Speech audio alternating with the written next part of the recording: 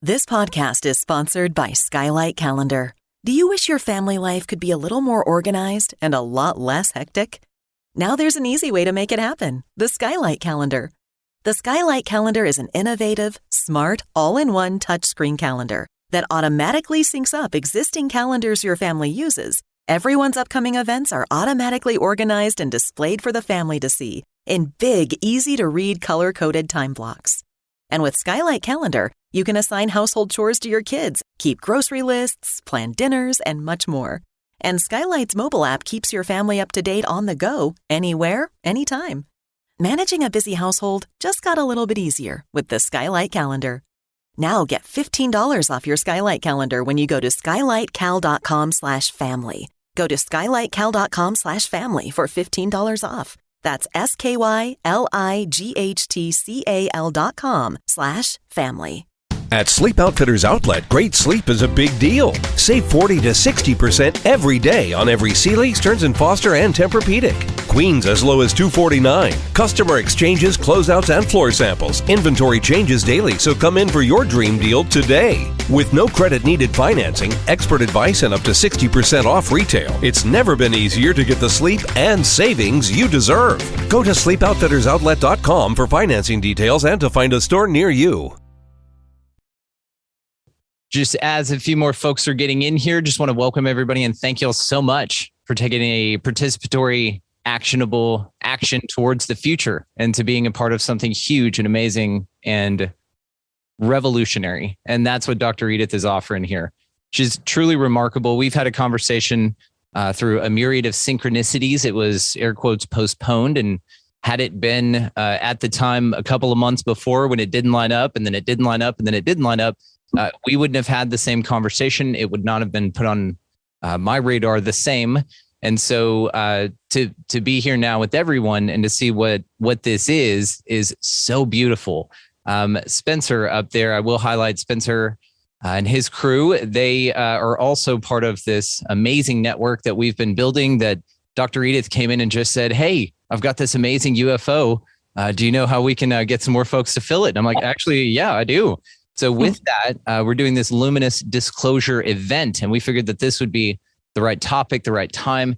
Everybody's ready for something different. I see a bunch of amazing faces here tonight, and thank everybody for hanging out. How this is going to work, just being our inaugural one here. Again, welcome. If everybody would just remain on mute, Dr. Edith has a presentation that she's going to put together that's including some slides and all of that. And then after that, we're going to have sort of a open forum discussion. If anybody has any comments, wants to include anything in the chat, all of these things, exchange emails, all of that stuff, guys. This is the beginning, and this is beautiful. And again, welcome everyone. Welcome.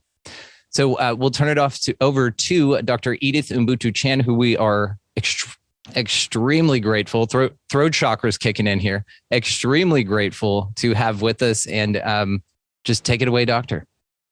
Hi, friends. I'm so happy to see you. Thank you for being here, cheering all of us on. We're going to create a powerful portal experience. So thank you, everybody, for bringing your unique gifts, your beautiful energies to this gathering. We're going to create an amazing tapestry of awesomeness that the world has never felt before, because I know I had specially put in a clear intention that the perfect ones, the visionaries, the pioneers, the maker of beautiful change, the architects of a more beautiful world, all the perfect ones were going to come, and that's you. So thank you so much for being here. I prepared an epic slideshow, which is basically the consolidation of the book that I'm currently writing. And it's about 50 slides, and there's so much richness packed into it that I think we all need to go into our multidimensional state, because some of the things, the topics that we'll touch on, you'll feel in your heart, in your soul. And it would take a long time for us to unpack in linear time with words. But I think if we drop into our hearts and listen with our hearts, we'll get a lot more richness out of this experience. So let's all of us sit up nice and tall and just take a few deep breaths. If you feel comfortable to place your hands over your hearts. Let's all of us take 3 deep breaths and drop back into this state where we recognize that, yeah, We came here to create beautiful possibilities together.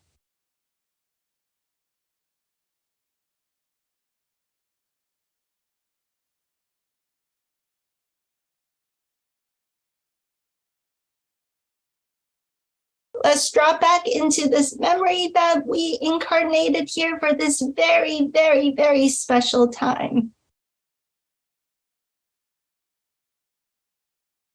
And let's honor ourselves for the courage to bring beautiful possibilities to live this unconventional life.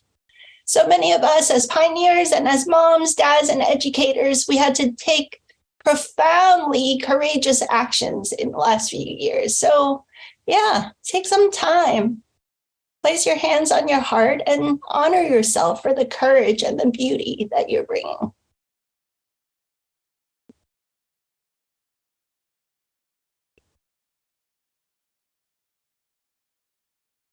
So welcome, official warm welcome everybody to the Luminous Disclosure Event. Can you see this slide pretty well? Yes. Is it covering part of the slide or can you see it? We're full up. Looks wonderful. Okay. So the reason that many of us are here, we're sensitive souls and we're sensitive to energies. We can all feel that there's a new kind of human that is birthing through all of us right now. I think you could, yes, raise your hands. You feel like you're transforming so rapidly. You're a completely different person this year than last year, and certainly 3 or 4 years ago, a completely different person. And so many of us are blessed with being around luminous children, these kids that just bring such a powerful, potent light, a way of being human that is so beautiful and refreshing. And we can see that even though they're little guys, little gals in little bodies, they bring such a profound beauty and wisdom in just the way that they carry themselves and the kinds of things that they say. And they cut through all the BS and they just call it what it is. And it's so refreshing to be in community. So blessed, those of us that get to hang out with our new generation of luminous kids.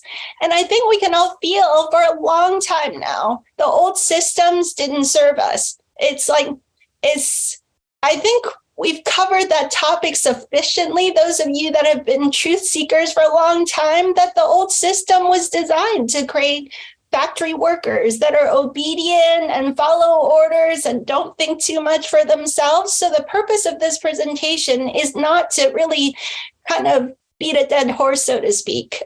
We need a better analogy than beating horses. Who wants to beat horses? But really to talk about this transitional stages that we're in to step into these much more beautiful possibilities together.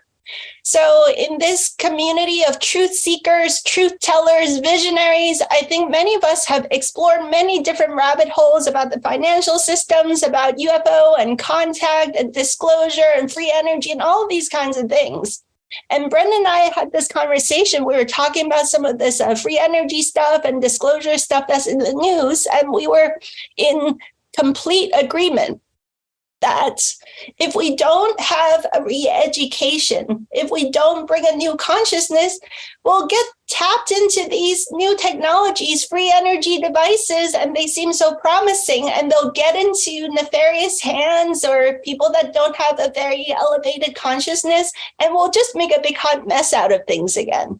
So really, at the end of the day, the biggest cover up in modern human history is really, who are we as humans? What is the beautiful possibility of being human and the human experience that we can bring into this dimension? And recognizing who we really are on the deepest levels. What does that mean in terms of education, in terms of family life, in terms of parenthood? Many of us, the re-parenting of ourselves that needs to happen because we were all brought up in the old education system, the old parenting paradigm. And so there's a lot of courage to step into all the inner work that's necessary for us to enter completely into the much more beautiful world that we're creating. So I want to honor you and thank you and congratulate you for being a visionary, for joining me in this incarnation at this special time to be a beautiful bringer of change, to create a higher octave of possibility on this planet. So I wanted to start the presentation by sharing with you this little quote that I'm pretty sure everyone here, if you've been a truth seeker for a long time, you've heard this famous quote that's attributed to an unnamed Hopi elder. And it ends with, "We are the ones we've been waiting for." You know that one? Yes? So it starts like this. "You have been telling people that this is the 11th hour. Now you must go back and tell the people that this is the hour." And there are things to be considered. Where are you living? What are you doing? What are your relationships? Are you in right relation? And where is your water? Do you know your garden? It is time to speak your truth. Create your community and be good to each other. Do not look outside of yourself for your leader. And then he clasped his hands together, smiled, and said, "This could be a good time. There's a river now flowing very fast, and it is so great and so swift that there are those who will be afraid. They will try to hold onto the shore. They will feel that they're being torn apart and will suffer greatly. Know that this river has its destination. The elders say we must go off the shore, push off into the middle of the river, and keep our eyes open and our heads above water. And I say, see who is in there with you and celebrate. At this time in history, we are to take nothing personally, least of all ourselves. For the moment that we do, our spiritual growth and our journey comes to a halt. The time of the lone wolf is over." Raise your hand if you've been lone wolfing it for decades, thinking that you're all alone, seeing through all of the BS of the system, and finally now we find each other, right? The time of the lone wolf is over. Gather yourself. Banish the word struggle from your attitude and your vocabulary. All that we do now must be done in a sacred manner and in celebration. We are the ones we've been waiting for. Clap it up. Yes, yes. Yeah, so that's what this presentation is about. It's like, in some ways, a lot of us are coming out of the closet, so to speak, shining fully and brightly and showing up as our fully expressed version of ourselves, coming out into communities, seeing who else is out there building solutions. Let's all get together, support each other, uplift each other, nurture each other, cheer each other on, and we all hold a different piece of the code, and together the bits and pieces of the puzzle all come together and create a beautiful tapestry of new possibilities. So yeah, welcome. The time of the lone wolf is over. It's time for us to step up our A game and be here now to create a beautiful paradise on earth.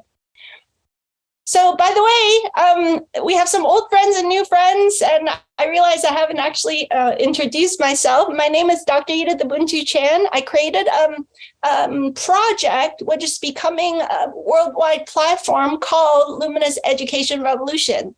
Prior to that, I had a background as a holistic Chinese medicine doctor, a consciousness and human potential coach. I have various pieces of paper on the wall that sometimes matter and mostly it doesn't, but the pieces of paper include studying math at Harvard. I went to a fancy, interesting alternative high school, actually, called Phillips Exeter Academy, that has something called the Harkness Method that encourage kids to actually think for themselves. So I feel very blessed for that. But before that, I had a lot of indoctrination in traditional school system, a lot of sit down, shut up, sit at your little desk, do your little workbook. I don't care if this is boring or interesting, you know, you're going to be punished if you don't get straight A's kind of stuff. So it's been an interesting journey for me. And a big part of my journey is also as an athlete and a triathlon coach. I'm working with high performance athletes and recognizing that in order to get the highest human possibilities, the highest performance, actually dropping deeply into our inner awareness, our inner dimension, our inner connection with ourselves is actually the secret sauce to what they call high performance out there. So some of you guys, we might be friends from my previous work as the author of Super Wellness. It was a best-selling book that had a forward by my friend Wim Hof. But I would say my biggest credential here is becoming a mama of two amazing, magical, luminous kids. They teach me so much, and 100% of this presentation should be credited to everything that they've taught me. So all of those pieces of paper are just absolutely nothing compared to just being on the ground every day, learning from these amazing kids and them teaching me to clear out all of the, old programming and BS and permit ourselves to step fully into our most radiant and luminous selves. So in today's presentation, what I wanted to do is to ground all of us. I think and I hope that as I go through this presentation, your heart, your soul, your body, your mind, every level of your being will be like nodding. Yes, hallelujah, yes, So, but I'm going to organize it as follows, which is to first ground us in a quick presentation of what's happening in the world from the perspective of the consciousness expansion and evolution that is currently happening. And because there's a big change in consciousness, it looks super messy out there.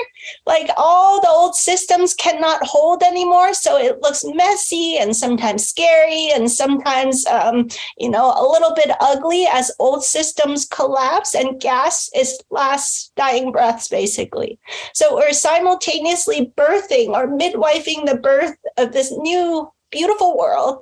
And we're also hospicing the death of an old one. So there's often this kind of like you will find yourself kind of teeter-tottering between old reality and new reality. But I recommend that we really anchor and center our vision on architecting this more beautiful world and just allow the other things to kind of gently fizzle away and give love and compassion as it kind of starts to crumble down. I also want to spend some time talking about these new luminous kids that I think I see that there's some of them in this call and mine are running around in the house. I want to articulate some characteristics that I think you guys already know, but sometimes it's really helpful to just name it and articulate it so that we can really be intentional in how can we learn from them, take their example and allow them to teach us how to be a more joyful, expansive human. And then what is the parenting paradigm and the education paradigm and the human paradigm that really suits this new generation of kids who are really activating all of us to step into our most expansive self. With regards to the conversation about changing the education system, I think I'm preaching to the choir with this group. You guys are all awake and aware to how the old system's not going to work anymore. It hasn't worked it worked for its purpose of producing obedient factory workers and good order followers. And now it's a new time. It's like humankind has outgrown that. It feels like a straitjacket and more people are waking up to it. And so I think that system is really gasping his final last breaths also. So I'm going to share with you what has been very helpful in my journey. It took all my years as a parent, which isn't that many years because my boy is only 8.5 right now, but he's taught me so much. Lifetimes of clearing of old patterns and family lineage stuff has happened in these last 8 years. And in fact, those of you that listen to my podcast episode with Brandon or any other podcast, you know that the story began well before that because my boy came to visit and convinced my husband and I to conceive him. And so there was that most of a year before he was conceived, where every single night he would visit and teach me and train me in a joyful, playful way. But every night I'd go to sleep and have these dream time play dates with this baby spirit, and we would travel through the cosmos and have these wonderful experiences. And he would teach me things and help me get ready to receive him into this physical realm. And so yeah, that also informs a lot of this presentation, all of that education, the true education that happened through that entire journey. So I've articulated a 6 phase of transition so that we're not so hard on ourselves. Sometimes we're like, oh, this person's awake and they took the red pill and this person's not. But reality is not like that. We're all going through layers and layers of awakening and asking questions and new layers and levels that are unfolding and healing and returning to wholeness and repatterning ourselves to be a more fully expressed, more beautiful version of ourselves is an ongoing journey. So I want to encourage all of us to be kind and gentle with ourselves, and also kind and gentle with our family and with our neighbors. So often in the beginnings of us waking up to stuff, we kind of want to like stand on the soapbox, like in the town square, like, oh, Jesus is your savior, repent for your sins now, like we kind of get into that state, and we all know how well that works, right? So to be kind and gentle with ourselves and also our friends, our families, our relatives, our neighbors, because everyone is at a little bit different stage in this evolution, but we're really all going to go to the same place, which is a much more beautiful world, because these children are, without being forceful, they bring such a potent and powerful energy of wisdom and light into this dimension that there's almost no choice at this point. This energy of love is too strong, and to resist it is hopeless at this point, so it's just about how quickly all of us can evolve to receive and open and blossom into these new states of being. With regards to education, parenting, family life, village life, I think very often we start being like, oh, should we do this technique or this system or follow this curriculum? Or, we get stuck at the level of tools, tactics, and strategy so often, when really all of those things can be the natural expression of a deeper inner alignment. So what I find is that actually the more efficient path is to do the deeper soul-searching inquiry, asking ourselves those deep questions that I know that a group like this, you guys sit in contemplation of these questions too. Like, who are we? What does it mean to be a human? What do we value? What is intelligence? And if we're not clear about these questions, or at least if we're not sitting in the meditation of these questions, we're always going to be grasping and looking to external experts to tell us, follow this curriculum, do my system, here, my diet is better, my pill is better. Like in holistic medicine, which is a field I've been in for over 20 years, we see that people step away from the pharma paradigm, but then they're grasping at, how many supplements should I take? And they're taking 50 different supplements, but there's not this deep inner inquiry. Like, who am I? And talking with my body, what do you want that will help you to feel as whole and vibrant and healthy and well as possible from the inside out, right? So that takes a bit of patience, but in the end, that's what is the most efficient path to create beautiful solutions that are long lasting and true and actually works for humankind. So I'm going to talk about that a little bit, and then in the end, kind of like anchor us in solutions. What does the new paradigm actually look like as far as the visions that I've seen? And I'd love to open the conversation. Every time we have one of these live conversations, I learn so much. And I know there's no accident. Every single person that's on this call has something profound and wise and uniquely important for all of us to listen to and kind of gain inspiration from. So I'm looking forward to having 40 minutes for us to open the call so we can all chime in and share our inspiration, our questions, create the safe space where we can share our honest struggles on this path and create solutions for each other. So thumbs up, sounds good? Okay. So stepping through the portal, we're going to activate some new codes tonight. First piece is what is going on in the world? Well, from my vantage point as a energetically and spiritually sensitive being, what I'm noticing is that the old system and the new system is basically, if we were to simplify it down, the energy and the consciousness on this planet is shifting in a rapid and profound way. Most of us grew up in a system that is based on the consciousness of separation, of war and conflict and duality and divisiveness and competition. And these last 3 years, we saw really how what happens. We learned so much, didn't we? Did you learn so much in these last 3 years about coercion and control and pushiness and forcefulness? And, you know, if you want what is great or good, then one size fits allness. And this old system had kind of like a rigid, artificial scarcity mentality baked into it. It was stressful. It didn't feel good. It was depleting and it burned you out. And ultimately, it's an anti-life energy that self-destructs. So right now, what we're seeing is that it's playing itself out and it doesn't look so pretty. It has to kind of be taken to a certain extreme for us to learn whatever final lessons we are to learn from the old consciousness so that we can make peace with it and properly outgrow all the lessons that are meant for us in that old game of divisiveness so that we can step into a new reality that's much more beautiful. That my friend Charles Eisenstein loves to call it the state of interbeing, the story of interbeing. And the energy of greater peace and harmony, where we interact with everybody with an energy of collaboration and co-creation and oriented always towards, hey, what works for you? What works for me? I respect myself and I respect you. Let's come together and find the highest win-win that works for everybody.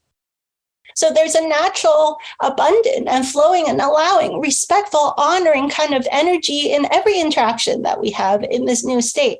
And so instead of one size fits allness, we understand that unity consciousness is absolutely not one size fits allness. In fact, is understanding that I'm rooting for you to step fully into your unique expression, because I know that all of creation can sing and dance and celebrate even more greatly when you blossom fully into yourself. And I'm cheering for you to be uniquely yourself, just as I'm cheering for myself to be uniquely myself, because that natural diversity is where we can have strength. We get that now.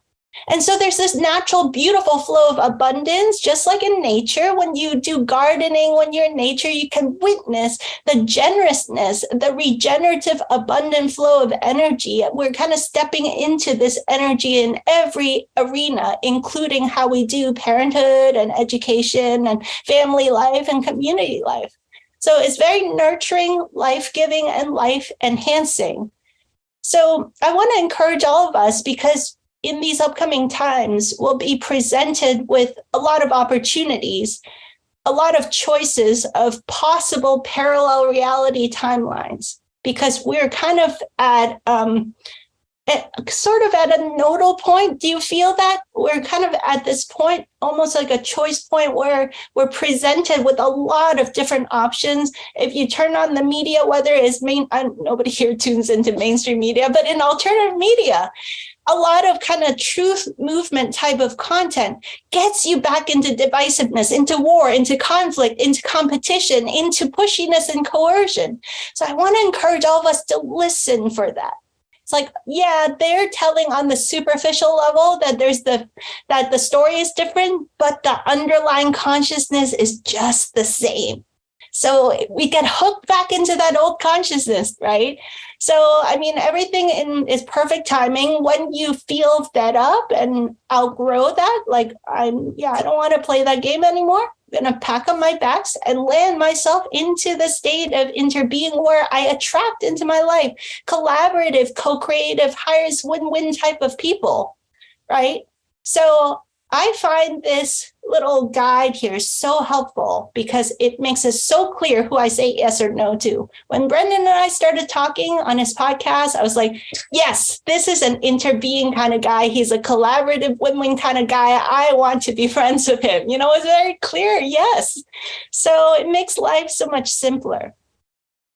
Are you guys familiar with cymatics? Yes.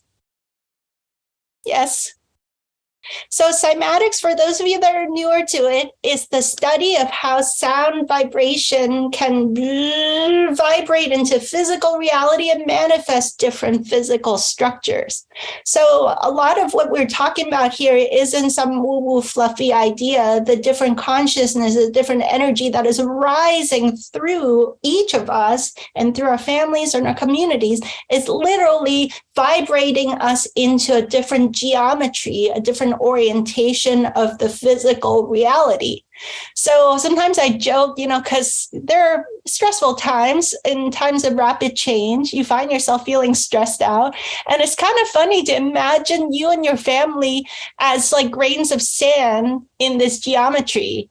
And the vibratory state is shifting, and you're like, oh, hang on to the old system. Oh, it's kind of hopeless. Might as well dance your way. Boing, boing, boing. See yourself dancing joyfully and delightfully, finding yourself settling beautifully into this new consciousness, this new pattern of energy. So you can change stressfully, or you can change joyfully.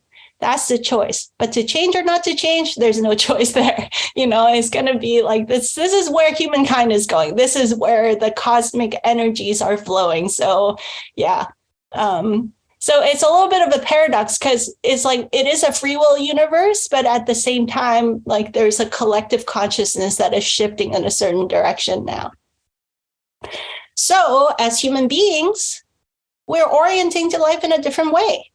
And what does this mean in terms of the raising of children and parenting or reparenting ourselves? Is to recognize that the old version of how we oriented to life was we saw things black and white.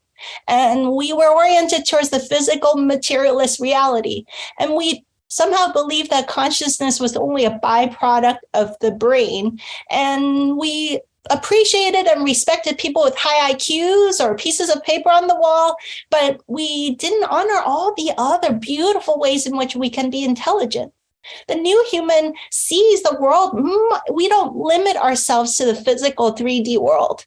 We see the multidimensional reality of the world. We see that the material 3D reality is a manifestation of our consciousness and the spiritual dimension. We have intelligence in a way that is so much more expansive than just the pure IQ way of looking at intelligence. We don't limit ourselves like that anymore. So there's a balance of left brain, right brain, head, heart, body, physical, mental, emotional, spiritual, intuitive intelligences, right? Like alignment with nature's wisdom, but we're also not gullible. We are street smart. We're kind, gentle, compassionate, but we're not pushovers either. There's great wisdom, there's courage, there's strength, there's integrity, there's kindness, there's peace and joy and love. We have access to a much fuller spectrum of possibilities of intelligence across all these dimensions. And so obviously that changes hugely how we do education to nurture all these intelligences, right? The old human would, to get things done, because we came from that consciousness, we would be pushy, forceful, and then we would burn out because we would just like stress ourselves out. We thought that to get anything done, we had to push ourselves, stress ourselves out, and then we would burn out. The new human, we understand that, we want to live in a state of self-care and self-love so that as a natural byproduct, we can also love and be kind and caring of other people. So we care for ourselves and we care for others. And there's a general nurturing, loving, abundant energy that is dominating energy of our lives. The old human was programmed, conditioned by our old upbringing and our old education system to have an outside-in orientation and an authoritarian top-down kind of like hierarchical thinking about life. We thought that the external experts know best. The new human had learned from that and realized, there's External experts, yes. Some people have done deep study into certain things, and I'm willing to listen and learn. I have this ability to learn from everyone. And then I check it with my inner guidance system. And I orient my life from the inside out. I have a strong, stable inner compass that I can rely on. And whenever there's a decision to be made, I drop deeply within to listen for the inner answers. And then I manifest it outward to attract into my life other people that can assist me in collaborating and co-creating those certain outcomes, right? So it's an inside out type of human. The old human, as fun as it was, loved to play the blame game. I loved it too. But then after a while, it's like, but then it doesn't really get you the results that you want. You know, living like a victim is only fun for so long until you're like, I'm tired of this. I need to step into my inner authority, my personal responsibility, take responsibility for my life, including all the crappy things that are happening, clean up my life so that I can show up as a better and better, more beautiful version of myself. I take responsibility for myself, and I attract to my life other people that also take responsibility for their behaviors and actions. And what a beautiful world. The energy is so fresh and clean. The old energy is all chaotic and messy and muddled because nobody's taking responsibility for themselves. I'm like, everyone's lost themselves. I'm up in your business, you're up in my business, and it's all enmeshed and codependent and entangled. And so let's take a deep breath and clear that energy out and step into this orientation where we're strong, stable, solid, clear within ourselves. We take full personal responsibility and we attract into our lives others that are also on the same path. So naturally, because we're self-aware and tuned in and taking full responsibility, we want to orient towards the collaborative highest win-win in all our relationships. And we define success in a beautiful way. The old world tried to indoctrinate us into thinking success was all based on material physical gains. Yeah, you still have a body. You need physical needs to be met. But now the new human understands there's so much more than that. And success is really based on an inner quality of joy and peace and contentment and fulfillment. And to a certain degree, physical material things can be a piece of that picture, but the picture is so much richer and more deep and multidimensional than that. Are you guys resonating? Yes. You feeling me? Yes. All right.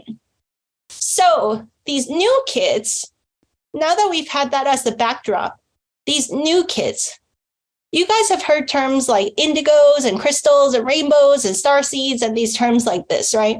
So I have mixed feelings. I really appreciate how in the old world where most people were just stuck in the physical materialist paradigm, as Dolores Cannon calls it, like the waves of volunteers, the first waves, the second wave, the third wave. And it's helpful to articulate that there's waves of souls coming into this physical reality and like activating a new matrix of possibility so that we can kind of gradually, layer by layer, open to a more expansive version of our true selves. In fact, when my boy who's 8 now, when he was 3.5, he said, "Oh, my sister, she's still in space. She needs to come to planet Earth now." And we're like, "Oh man, you have a sister?" He's like, "My sister, she has to come now." At that time, we were just about to move houses, and he was like, "When we move to the new house, she'll be in the new house. I know she's already at the new house waiting for us." So we got to the new house, and he was like, "What? She's still in space. She has to come now." So we tuned in, and this is the message that she said. She was like, "Thank you. All these waves of volunteers before, because I couldn't possibly, the kind of energy and consciousness that I'm wanting to bring into this reality, it would have been, the physics of it would have been too inharmonious. It needed to be the scaffolding of these levels of consciousness that had to anchor and transition to this point now. This is the first moment where a being like me could actually be in this physical reality comfortably and solidly. So thank you and there's a lot of us like this that are coming in, and we thank you for all the work and knowing that it wasn't easy to keep transitioning through all the little acts of kindnesses and everything that we do. Some of us may have had, seemingly boring corporate jobs, but you were like a crystal resonator, anchoring kindness and love and harmony and joy and peace in a potentially stressful office space environment. Or some of us choose to just really love and tend our garden and all those things that are, if you've studied NDEs, is always those little small acts of kindness and tenderness and love that are the most profoundly earth-shaking, world-changing things from the energetic perspective. So she shared, thank you. These new luminous kids, a lot of them were waiting for the energy to be a closer frequency match before they can actually incarnate here now. And it's really a time to celebrate that there's so many amazing kids that are here now. I feel that we are at a time now where we can drop these terminologies of indigo, rainbow, crystal, starseed, because haven't you noticed how you just like have a conversation with someone and it activates a new energy for you? It's transitioning so fast. We're all quickening and activating each other so fast that our energies are expanding very rapidly. And really, they used to say like the crystals are like this, the rainbows are like this, the starseeds are like this. It's like, well, we're all kind of activating each other all the time now. So I just call it luminous kids and luminous humanity, this idea that we're naturally expressing and embodying a much more expansive set of awarenesses and possibilities. Specifically, the luminous kids, if we could pinpoint, they're highly intuitive, sensitive, awake, and aware. Many of them have clear, just like my boy, remembering of their soul memory before they came into this physical incarnation. They may have special, in finger quotes, but not special, natural abilities that got somehow suppressed in the previous generation. So they're a more fully expressed version of who we're all activating into anyway. So my boy is naturally able to read completely from his third eye blindfolded. He's as curious about remote viewing and spoon bending as he is about learning to swim and learning to bike and learning to rollerblade. Those are the same level of fun. It's like, there's not like, oh, remote viewing and spoon bending is so like far out and then rollerblading is so normal. It's all normal. So they're just expressing a fuller, richer, more coherent and authentic way of being human. And they're here to really lead us into these new possibilities of how to be a more fully expressed human. Now, something I want to point out, if there's any moms, dads, or educators in the house that have luminous kids and sometimes you bump into struggles in the interaction, what I'm seeing is that just like our previous generation that had a strong inner compass and a strong BS meter, we call people out on their BS if they're like, say they're going to do one thing, but then they do something else. We're like, that's not congruent. We would call people out on that. The so-called indigo warrior generation used to do that. But this new generation of kids, I think they're perceiving much more deeply. There's like, are you congruent in terms of what you say with what you do? But are you congruent with how you do it and the level of consciousness and the quality of energy that you bring into what you do? So that's another layer. And I think you guys, a group like this, you guys are very sensitive to energy. You're tuning into that too, I'm sure. But these kids really are anchored in the energetic dimension because they haven't been so indoctrinated into the physical materialist way of looking at life like some of us have, right? So they will call out the BS on that level. For example, let's say you're like a parent and we want to eat more healthy and not eat so much sugar. So there's multiple ways to do it. You could be like, no sugar allowed in the house. If sugar is evil, it can cause cancer and cavities. And it's all like based on fear and control and, restriction. Or it could come from a joyful, loving, expansive state. It's like, well, we could eat candy, but I notice when I eat candy, my body doesn't feel the best. And then after I take a break from eating candy, when I eat some, it doesn't even taste that good to me. If I really give myself a break and then I taste it again, I realize like, my body says it doesn't want much of this stuff. And then my body feels kind of cranky the whole next day. I'm bouncing off the wall. And then, all my aches and pains get achy. And yeah, I think it's not for me. What do you think? Let's listen to your body. And then, for the most part, kids kind of listen. We're modeling for them, not just do I eat candy or not, but how I approach the orientation towards making kind and loving choices for my health and well-being, right? So the energy and the consciousness coming from a self-care, self-love, kindness versus a restriction and fear kind of state. So there's these levels, what we do, what we say, what we do, the energy and consciousness that we bring into what we say and what we do. And then there is, how are all these levels in alignment with the higher cosmic laws or universal laws? Because the veils are very thin. They just came to this dimension and they're listening for that. Are you behaving in such a way that is congruent with natural law and universal law? And so they have this general desire, just like all of us, but much more strongly so, to be a pure, expansive, undistorted expression of what it means to be human.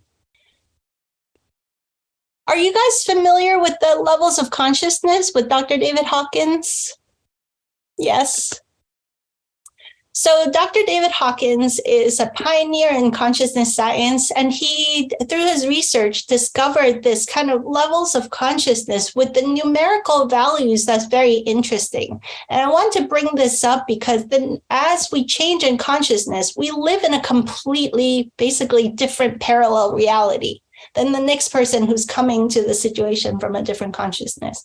So these numerical values, they're not linear. They're actually what's called logarithmic. So when it says 20, it actually means 10 to the 20th power. When it says 100, it actually means 10 to the 100th power.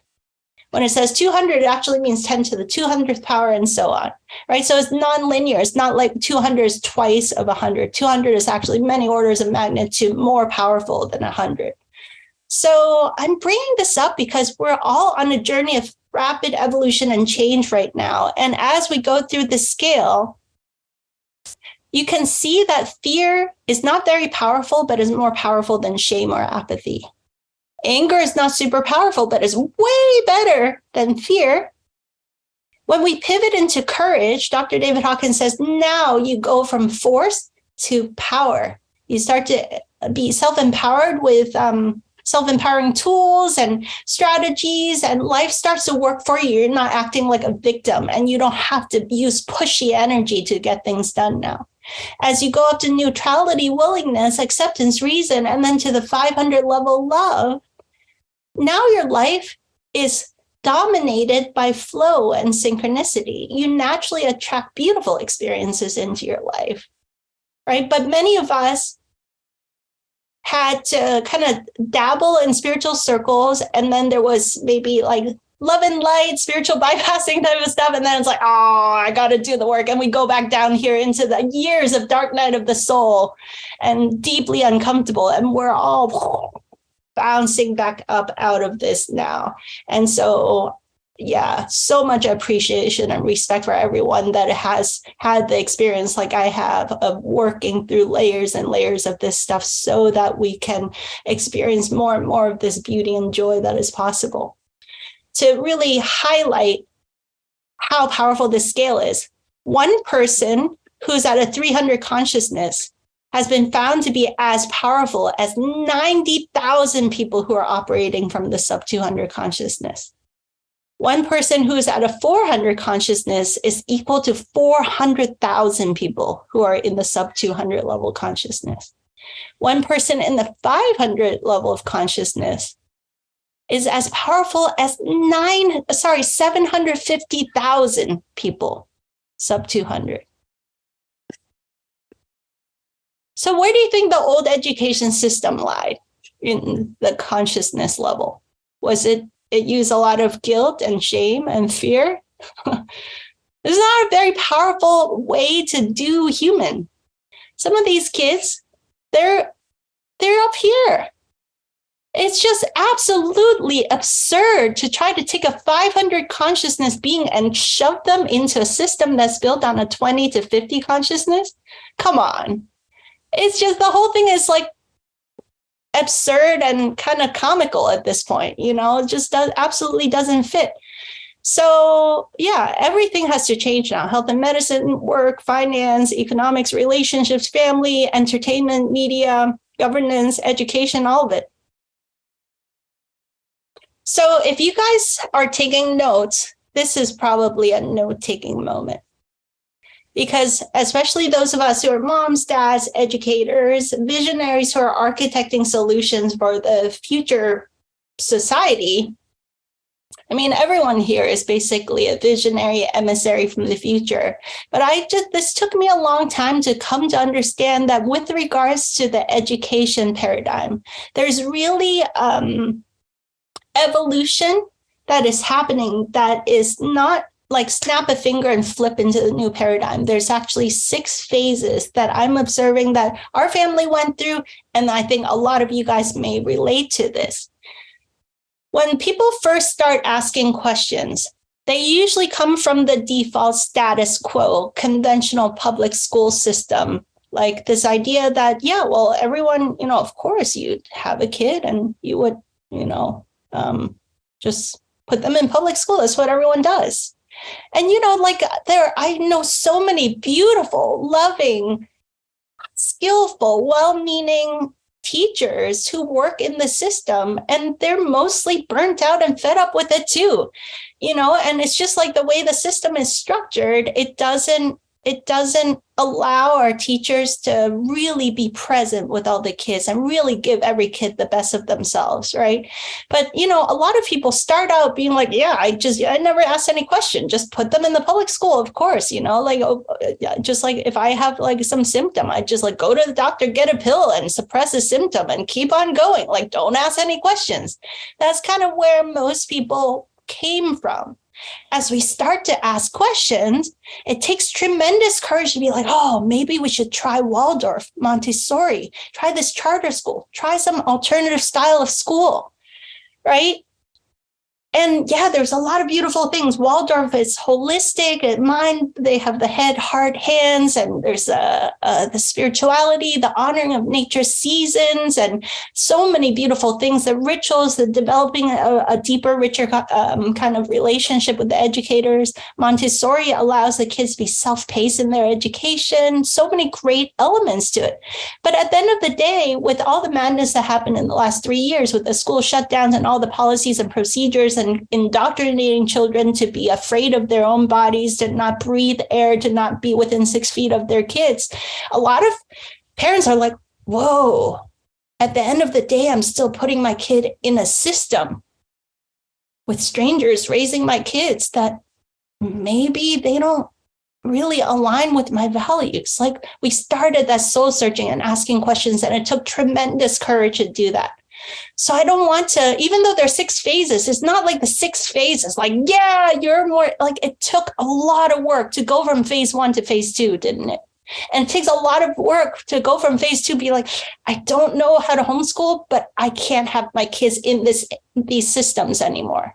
And now they're doing all these things with making kids that feel very confused about if they're a boy or a girl, and there's a different kinds of political propaganda. It's like, we just want you to teach kids some stuff free of political propaganda, please, you know? So it turns out, okay, well, I guess we have to take back our kids. And a lot of people take their kids back to home and they follow basically an approved curriculum. Like they download these curriculums. And my friend David Rodriguez, he's a homeschooling coach, and he says it's not really homeschooling. It's school at home is what most people are doing. You're doing school, but on the kitchen table. It's a lot better because now your kid can pee-pee and poo-poo when they feel, and they can take a break when they feel, and they can, you know, sleep until they're well rested and do their studies when their brains are and bodies are sharp and all of that, a huge improvement. And you're more present with your kids, so you can see like, oh, where they need some help and where they're inspired, where they're not into it. Like you start to spend time and observe what's working, what's not working. Most importantly, your kid can kind of tune into their biorhythms again and wake up when they're well rested and eat when they're hungry. Like this is not a small thing. It's a huge thing. It's a huge thing that in the public school system, you had to, at 16 or 17, you still had to raise your hand to get permission to go pee when you could be driving a car. I mean, the whole thing is absurd, right? So I'm bringing this up because at the end of the day, 1, 2, and 3, they're all really different, but they're all externally driven. You have this idea that there's some external expert out there that knows what is the curriculum that is suitable for your child. When people reach stage 3 and they bump into some what's working, what's not working, oftentimes a lot of parents, they start to burn out, actually. They are like, now I'm, washing the dishes, doing the laundry, putting away the Legos. I got to work and keep my job. And maybe I'm running a business. And then I got to sit at the kitchen table and crack the whip and follow this rigid curriculum. It just doesn't work after a while. And so many people discover what's called child-led, self-directed, or interest-led learning, sometimes called unschooling. I don't love this term unschooling because it talks about what we're not doing. But what are we doing is listening to the child already has a very clear inner curriculum that's excited and probably exploding out of them. It just needs to be nurtured and supported and facilitated. So I love self-directed or play-based learning or interest-led learning. To do that properly, though, there's a huge amount of old conditioning and indoctrination and propaganda and programming that we have to let go of, which is why it's usually considered that for every year your child has been in the school system, to allow about a month of decompressing time before you really get into a good rhythm with the self-directed learning. So actually in real life, it's an iterative process. There's deschooling, unschooling, deschooling, unschooling, letting go of old patterns, deprogramming ourselves, stepping into the new, listening to what makes our heart sing, and then the doubts and fears. It's a very iterative process that can take months or years. And then gradually, when you land yourself fully in phase 5, being a self-directed, internally driven human, and as a whole family system, your entire family orients differently now. Hey, what do you want to do? What do you want to eat?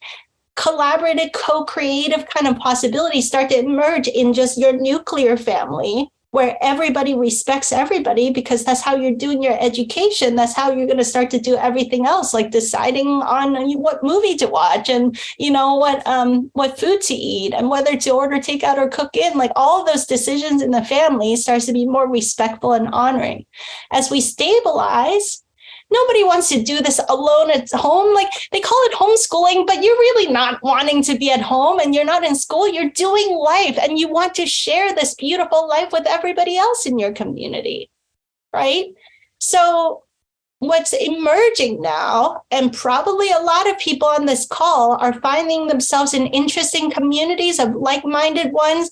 Hey, how can we collaborate and co-create and help each other out? And, I want to participate in the community in this way, and I can help you with your kids. And this is a really like-minded teacher educator who's fed up with the system and wanting to help serve the community by doing, more project-based learning. Like all this beautiful bing, bing, bing, bing, bing resources are coming together right now, where moms, dads, educators, community members, kids are all collaborating and co-creating educational learning experiences that is woven into the fabric of the community. So really, this is this journey of 6 phases where we go from being an externally driven human to an internally driven human, order follower to co-creating beautiful communities from the inside out, everybody bringing the best of themselves into a community to create these collaborative win-win situations. There is a lot of inner work involved, a lot of courage each step of the way. So I want to respect and honor and appreciate and cheer everyone wherever you are on this journey, knowing that it is perfect. And when you're ready, there's a next level of unfoldment and blossoming that awaits us. And where we're going is so much more beautiful that, we'll look back at this and just laugh at, that served its purpose until it didn't. And now it's like such a beautiful state to be, where more and more of us can collaborate and create these new solutions together. So there's this inner evolution and inner alchemy that is unfolding as we go through this journey of inquiry about what needs to happen to re-educate and to level up across the board, all of us. And so the new education system is the weaving together of many different things. Holistic education, a more awakened approach to parenthood, elements of homeschooling and unschooling that we found really work for us, conscious communities and self-directed sovereign humans, a love of nature, as well as the alignment with higher cosmic wisdom, this bringing of heaven onto earth, right? And co-creating a more beautiful world with practical skills, holistic intelligences, tapping into timeless wisdom, anchoring into a more beautiful future vision, and bringing the best of all dimensions of our human selves into the experience of life. So I'm going to go through some of these slides fast. We could dive deep in future calls to break some of these down, but I'm just listing some of these because you've seen these in bits and pieces. And where we're going is a very integrated, intentional weaving together of many of these modalities of learning that we've seen people play-based learning is the best. Oh, project-based learning is the best. Oh, forest school is the best. Oh, it's all about mentorships. It's actually they all serve their purpose, but it's about, is it contextually woven together in a holistic learning experience of life for each child? So there is a time and place where you're doing projects. You're I need to take a class or I need to read a book. In that moment, nobody coerced you, completely intrinsically motivated. You cannot stop that person from being I'm ferociously appetite with I can't get enough of this topic, right? Have you had that experience where you just get into these rabbit holes and you're so into it? And then someday you're I feel satiated. And if somebody's no, you should read another book on this, it's no, I feel kind of done with that. I'm ready to move on. How silly for us to try to force other people to learn things out of rhythm, out of context. There is a divine timing for when each of us are supposed to unfold different stages of our path that is so clear and obvious to all of us who are meditators and have been on personal and spiritual growth. But for some reason, the system still had to catch up to that. It's violent, deeply disrespectful to coerce someone to learn something when they're not into it. Is violent and abusive to make a kid sit down, shut up, and do boring clerical work at a little desk. It's we'll look back on that very soon. I mean, many of us are looking back on that now. It's that is child abuse. Not to speak of the masking and the don't touch your friends and all that stuff of these last years. The whole system was child abuse already. It would just had to take on a form that is so overt and obvious for some of us to be okay, that's the line in the sand. I can't do it anymore, So there's a lot to talk about here, but I wanted to start transitioning into the wrap up because just even talking about using dream time, intuition, insights, the co-regulation and co-resonance that happens where we're just in the same room and we're co-regulating our nervous systems and holding a certain energy state in the learning space that creates an environment of harmony and joy and safety for kids to just blossom into oh yeah, I'm inspired. And you didn't even do or say anything. You just held an energy that co-created a certain kind of energy field that we could all tap into a field of inspiration together. That is so powerful. And I don't see many people talking about that level of the education experience that I think is maybe even more important than which book you read or which curriculum you follow, So there's a lot to talk about here. I hope we have a chance to talk more deeply about it. So it's about freedom to build a beautiful life. So maybe there's a way that those of you that opted into this call, maybe there's a way I can give you these slides, because this journey of inquiry that I mentioned in the beginning, I really want to encourage you. And maybe what we can do is in future calls actually sit with some of these questions and like slow it down and ask ourselves, who am I and what is the purpose of this life? How do I define success? What do I value? What does it mean to be a human? What's the goal and purpose of education? Let's really sit with that question. If you're a mom, dad, or educator, let's get deep into that question, because that changes everything else we do that is built on top of this underlying principle. How do we define success? These are profound questions. So, is the goal and purpose of education to support the blossoming of human consciousness, to create healthy, capable, confident humans, to help our kids express their fullest possibilities? Is it for the purpose of self-realization, self-actualization? Is it for creating a more beautiful world? Leave a better world for the next 7 generations? What's the underlying foundation that orients you in this conversation of education? And is your child's education experience actually in alignment with these things? This holiday season, you might be looking for nutritious, convenient meals to keep you energized on jam-packed days. Factor, America's #1 ready-to-eat meal delivery service, can help you fuel up for brekkie, lunch, or dinner with chef-prepared, dietitian-approved, ready-to-eat meals delivered straight to your door. They just drop them at your door, people.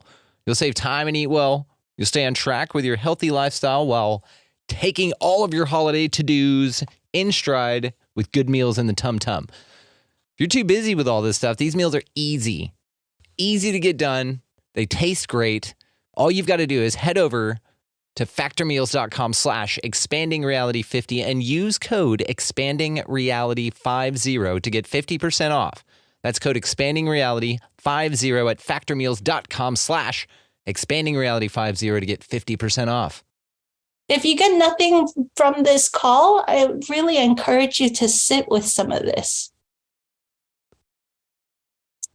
We talked a little bit about the curriculum, so I'll send to you guys what my family did, sitting down, the skills and subjects for holistic education and life. Not that we divide life into subjects, but just to sometimes it's so helpful to be like, yeah, when you write out the list, we all feel deeply unsatisfied with the old education system. But when you actually write down all the things that you value, that you feel like is important for creating a rich and beautiful experience of life, so many things emerge that it's just like, oh, come on, why are we even bothering with the old system? So I'd love to break down and talk through the thinking behind each of these, but I think on a heart level, you guys are already like, okay, yeah, the new biology based on light, frequency, resonance, consciousness, and terrain instead of germs, and all that kind of stuff, right? Common law and natural law, and wilderness first aid, entrepreneurship skills, sacred, healthy, wise use of our sexual energy. Let's bring that back in, all this arguments about, abortion, pro-life, pro-choice, and the gender stuff. It's like, what about healthy, sacred orientation towards the divine beauty of our sexual energy? Can we nurture this in our young people, And yeah, math, STEAM skills, technology, all of that is important too, of course, so we could really sit with some of this inquiry for quite a long time. Really, what we're talking about is that if we keep these 500 plus consciousness children in the old system, it will guarantee a certain result of depression, anxiety, frustration, acting out, suicide, gun violence, shutdown, a lot of issues. But the flip side, this new paradigm is nurturing beauty, creativity, inspiration, innovation, joy, community, solutions, fulfillment, aliveness, health, well-being, the blossoming of our fullest possibilities, not just for the kids, but for all of us. That's what's at stake right now. So I think if we remember that a 500 level consciousness child or human, one of them is as powerful as 750,000 people who are sub 200 consciousness, which kind of explains why, like, you just see kids like naturally, joyfully, they do stuff like it's no big deal. And I don't want to, I mean, I'll go into braggy mom. I'm going to brag right now. Like my boy, he seems to be pretty good at math. And it just blew my mind. We never did anything except going to like farmer's market to buy fruits and vegetables and cook together and stuff like this, lemonade stand. And so he just picked up all this math from doing life. And one day we went on Khan Academy and we're like, oh, you're going to turn 6 soon. Let's play. And we play. And then, you know, in a matter of 2 weeks, he went through every single unit, all of first grade, all of second grade, 100%, all of it. And 2 weeks, I was like, oh, well, I guess through doing life, it showed me that this life is actually working. I'm like, okay, he's not going to be like dumb and illiterate and not numerate. Like you know, there's a different way to learn all this stuff. And then he was into it and he started chipping away and, you know, just like once or twice a week, half an hour, 45 minutes, and we do third grade. And then it was a little bit harder, so he took a break, and then something developed in his brain, and he went back to it, and he just blew right through third grade and started blowing through fourth and fifth grade too. And so now we're most of the way done with seventh grade, a year and a half later. And it's not like we're doing it half an hour, 45 minutes, like twice a week or something.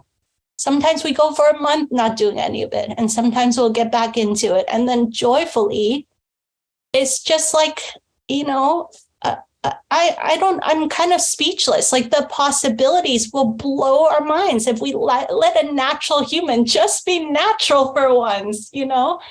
So if this conversation is your cup of tea, I'd love to invite you to go to luminousrevolution.com, and Brandon, to support Brandon's work, we set up a special link where luminousrevolution.com/expanding, maybe Brandon can type it into the chat roll, that part of the tuition of this program will go back to supporting Brandon's awesome work too. And it's a powerful 18-session, soul-searching, supportive, beautiful, inspiring journey to take you through this conversation in a much more deep and solid and practical way. And I've brought together my favorite world-class visionaries on this topic. And if you'd like to support in this project of bringing what really is the most advanced children's education platform online into the world, that has all of these resources beautifully curated in one place, a way for communities of like-minded parents and educators all around the world that are building these new paradigm solutions to all find each other across the world. One place where we can all collaborate and co-create together. That's what we're building next for the platform 3.0, and also birthing the new book, which will become kind of a manual to get the conversation started in your community, to kind of quicken the awakening process in your community and with your friends and family. Spirit showed me that I have gotten this project as far as one person can, and I need your help. So the next phase is to get help to build this new platform and to get the book and manual edited, and to create tons of inspiring multimedia content to really blast the world with lots of videos and education materials so that many more people can wake up to this consciousness, and to get help to curate this really beautiful resource library that supports parents and educators that are creating these new solutions. And so my good friend, John Chavez, who is the founder of DMT Quest, he's one of the advisors for this project, and he runs a 501c3 not-for-profit organization. So all of these donations is run through this 501c3 structure so that it's completely tax deductible. And you can go to luminousrevolution.com/partner to find out more about participating, whether it is through monetary donations or supporting in these different elements of the project. Like we could use help with editing book, with editing videos, with creating the new online platform, figuring out the tech, all of that kind of stuff. I know this is a super talented community, so I so love and appreciate. Thank you so much for jumping into the river with me and collaborating together. Yeah, so thank you for being a way shower and an innovator. Thank you for your awesomeness and your courage. And I think it's time to open up to some conversation.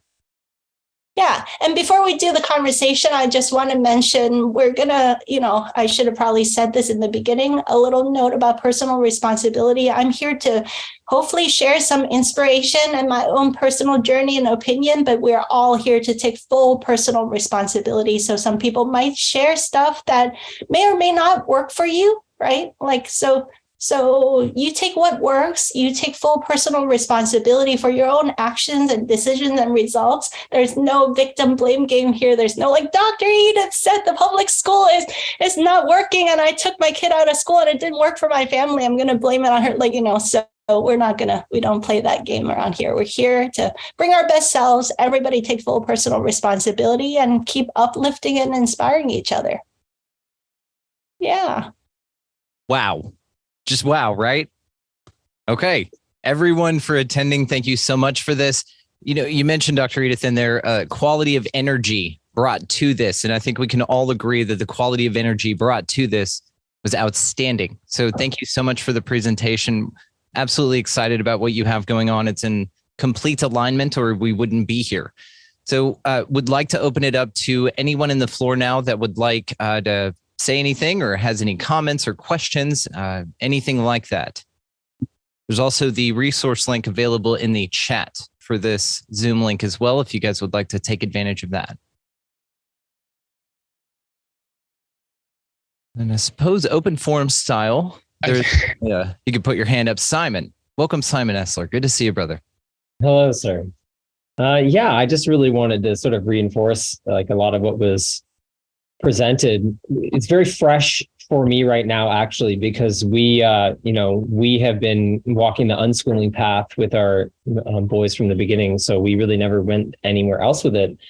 And we have been watching our son Asher teach himself to read. And he very recently just sort of blossomed in this way. And it's just been so beautiful and empowering to watch because he just without our interference went through his own process. And now he's experiencing this sort of explosion of culture and experience.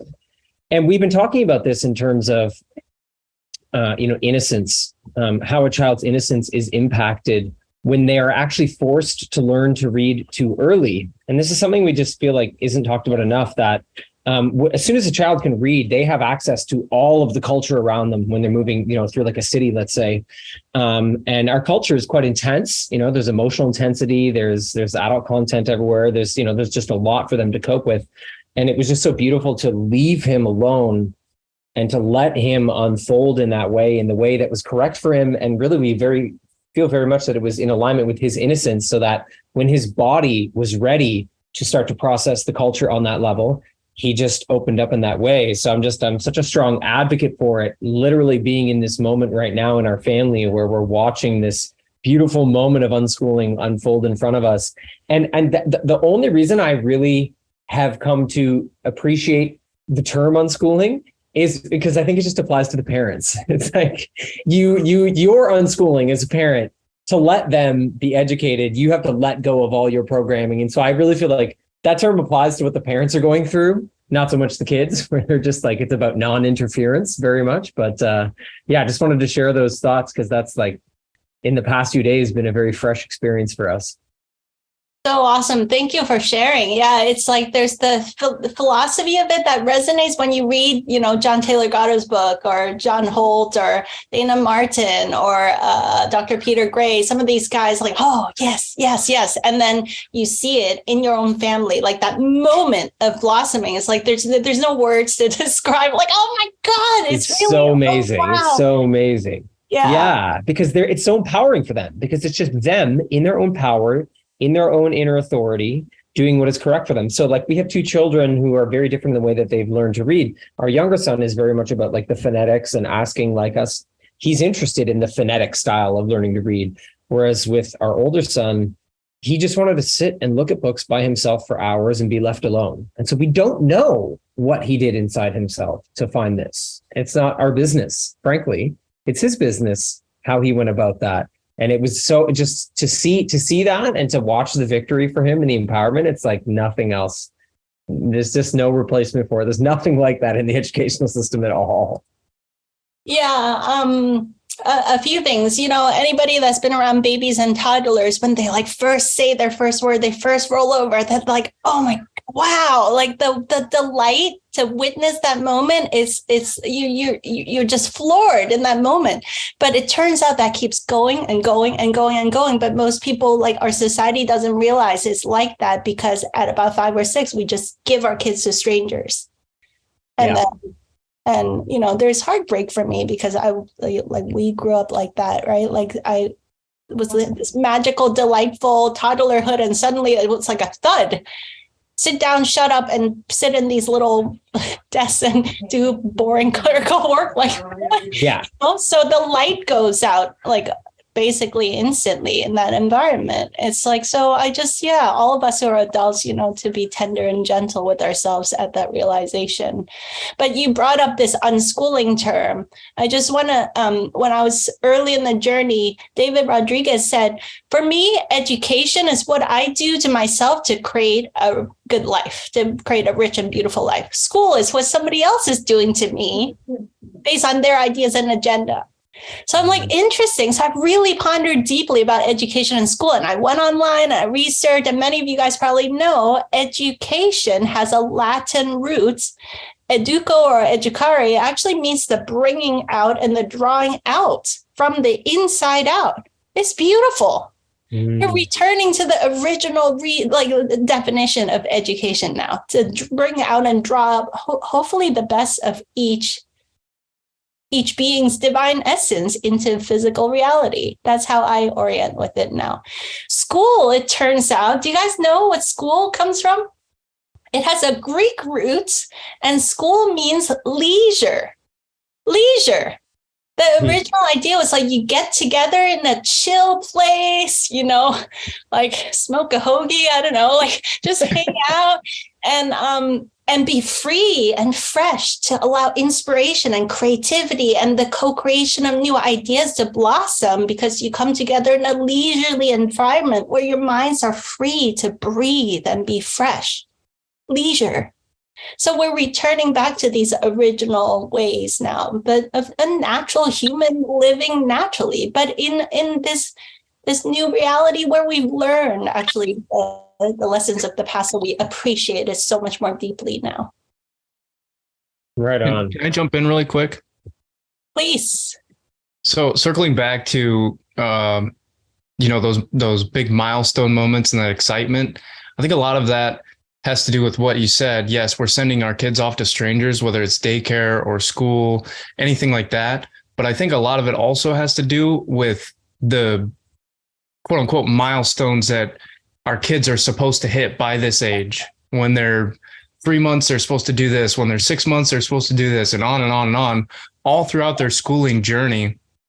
And I think it's another form of bringing us down to those different frequency states that you had in your presentation, where it puts you in that shame state. It puts the parent and the child in that shame state, because if you're not reading by first grade, if you're not reading at this level, then something's wrong with you. You need to go to this separate class and learn how to read faster and hit this milestone. Otherwise, you're going to be in this slower class forever. And imagine what that does to a kid. I don't know if anybody in this call was in those types of programs, but I assume it's very detrimental to their mentality. And like I said, it's also on the parents too, because it's like, what am I doing wrong? Why is my child not reading at this level or doing math at this level? Why are they not walking yet? Why are they not doing this? So I think those go hand in hand. It's sending our kids off with strangers and not seeing those milestones, but also with this, curriculum of milestones you're supposed to hit. Like, I think learning at your own pace is the way to go, because it doesn't bring those kids down to that shameful level of, oh, well, my friends are doing this and I can barely do this. What's wrong with me? And then the parents too. It's what's wrong? What am I doing wrong? So I just wanted to jump in with that, but I've loved every part of this. This is great. I'm so glad that this is happening. So thank you very much. Thank you. Thank you very much for being the part of the instigation for all of this, Spencer. Outstanding. Absolutely. Yeah. Wanted to also point out before we move to Dr. Doug, who's had his hand up, Simon Essler, filmmaker, just recently had him on the show. That's not why I'm pointing it out. In the chat there as well, his website is located there. If you'd like to discover more about him, highly recommend you do. That's why I brought it up. Also, Spencer, thank you so much. Dr. Doug Matsky, welcome. Hey, the most fascinating part of the story was when you say your child told you a year before he came that he wanted to come. Okay, because I always like these, experiences that are not normal, right? The something that happened, something divine happened. It's touching the divine, I call it. But my perspective is human consciousness. We're spiritual beings having a physical experience. And so what is that human consciousness that doesn't need a physical experience to exist? So, I've thought about that a lot, and Brandon knows that I talk about it forever, so I'm not going to do it here, but basically our mind is interacting with our brain, but it's like the brain is more of an antenna. So we're not learning in the brain, we're learning in the mind. Okay. So how do you leverage your mind to be a 700 all the time? And in that 700 all the time of your mind, that's what these autistic kids there. The autistic kids are essentially, they're like that all the time. They just don't interact with their brain very well. So it's really fascinating to see kids that are savants, like Rain Man, but without being autistic, and I think there's a lot more kids out there like that essentially we learn by meaning. Meaning comes through telepathy, and then we attach words to it. So you can learn math just by tapping in the Akashic records and learning the math from the archetypes without having to read a book. I've done that. Okay. Yeah, I think I mentioned this inside the Luminous Education training. This guy, John Chavez, who is my soul brother and the founder of DMT Quest, he's a human potential researcher. You will love his presentation. He just did this really, it will feel like he's definitely speaking your language. But afterwards, when we went into discussion, my boy showed up in the recording and was sharing, and we were talking about how he does his math. I was bragging about how he went through first through seventh grade, but a lot of times he will roll his eyeballs up and then he'll get the answer. Yeah, he'll get the answer, right? So I've had friends of mine who are spiritual beings who will be sitting there, and all of a sudden they'll start getting downloads of math. And they said, no, send that to somewhere else. So it's possible to learn math without even having a book. I think that's how the famous Indian mathematician did it, famous Indian mathematician. So just think about this, is that we're leveraging the learning at the spirit level, not in the physical level, but we need to make the physical, we have to access it through the physical, right? And so that's one of the things that Brandon knows about it, but we're essentially working with a device that helps you clear the coherence, make the coherence even better. It specifically works with autistic kids, but I think it would be fantastic to work with somebody who's not autistic, but who has that same kind of leveraging the luminous being that we are, right? And so anyhow, we may talk in the future, and Brandon may tell you more about that. And I think he's got one of our devices back there sitting right behind him right now. Yep. He's leveraging all of his talks with that. So, and I have one running here too at the same time. So the question is, if you can be coherent, you can increase the coherence of the space, not only for the kid, but for the family, but for the mind, the mental part of it. That's what we're trying to do. And so I'm saying, I'm supporting what you're saying and saying, I'm thinking along the same lines. And so if we can figure out how to work together, that would be interesting.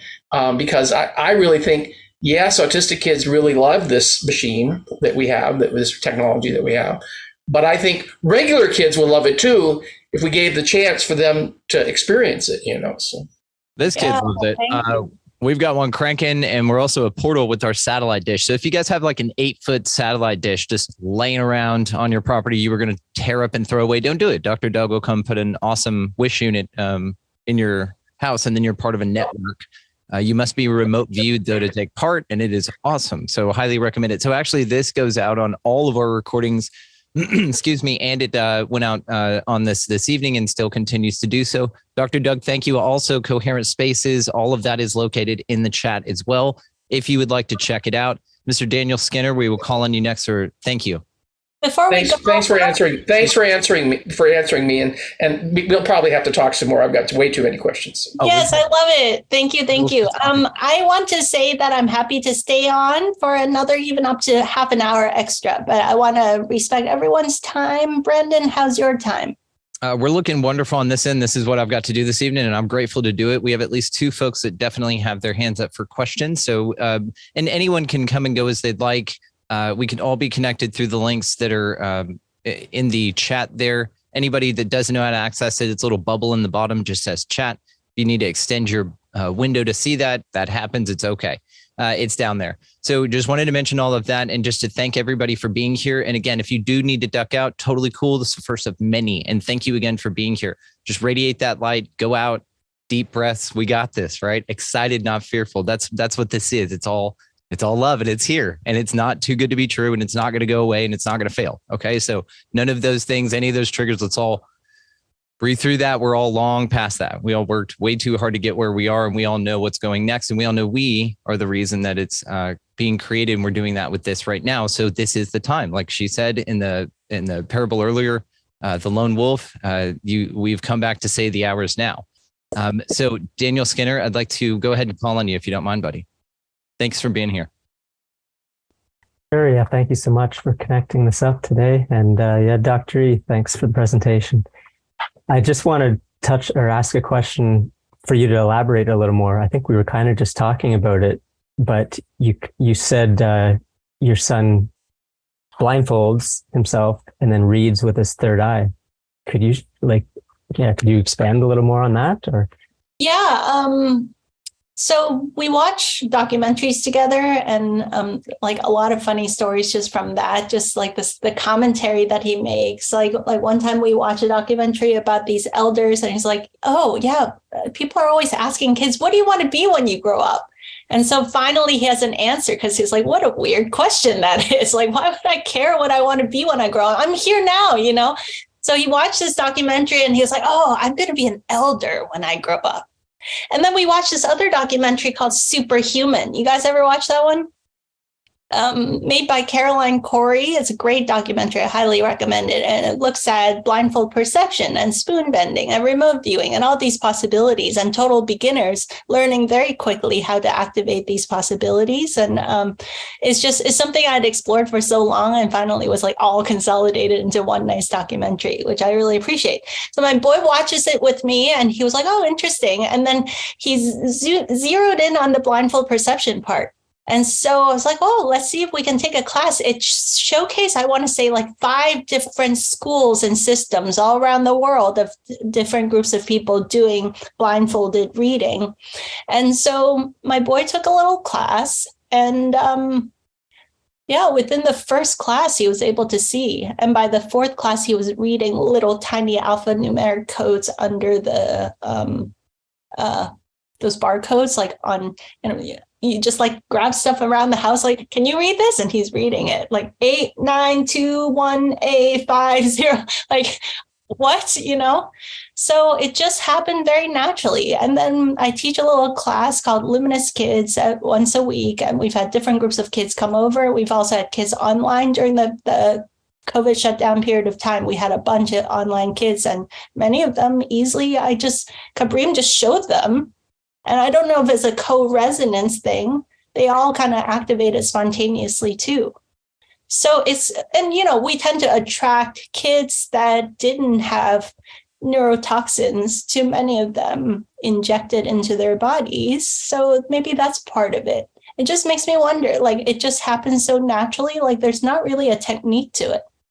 You start with like big sheets of construction papers, like, oh, this one's red, this one's orange, and then gradually smaller and smaller and smaller things. That's basically it.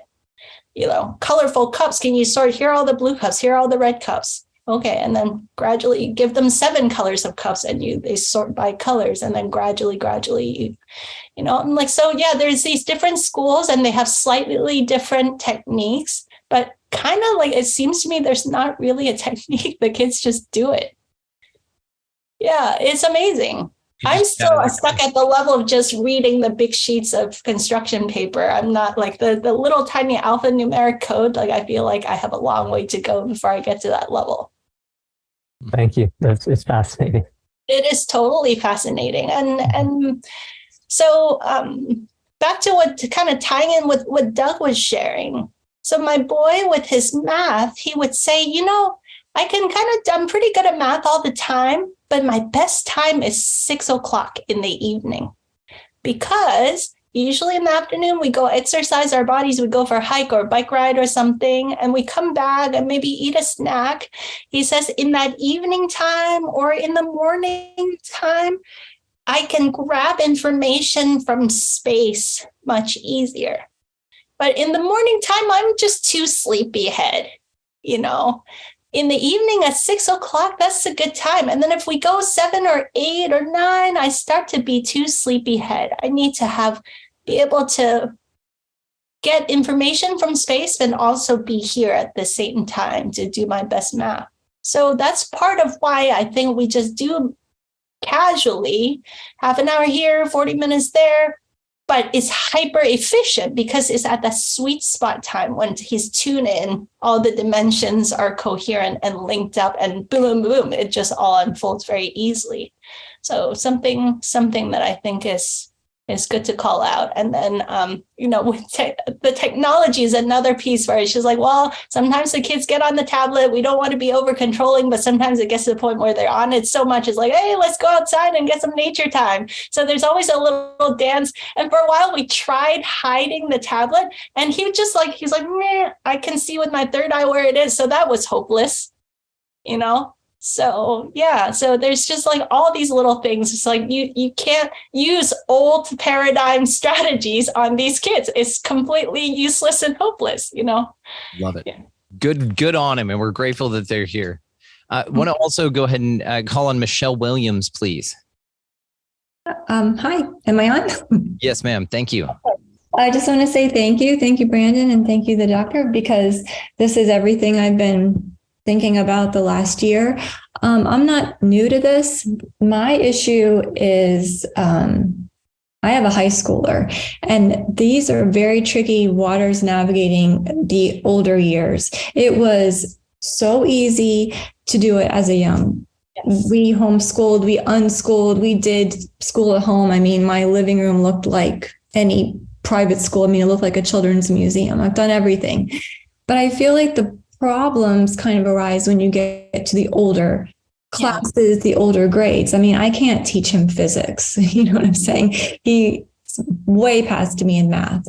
And so I just wanted to make sure that, there's going to be attention as well for the older kids. And they're not kids, that's difficult years. And I just wanted to kind of make a note of that. Yeah, that's what in our community here of freedom-minded, free-thinking families, that's what's coalescing right now, is that there's one dad who's putting together a special program of self-directed learning, where it's like Tuesday, Wednesday, Thursday, we're making use of, it's a kind of divine synchronicities. Our local county, for the first time ever, did something good with taxpayer dollars and has this epic makerspace that they're just launching.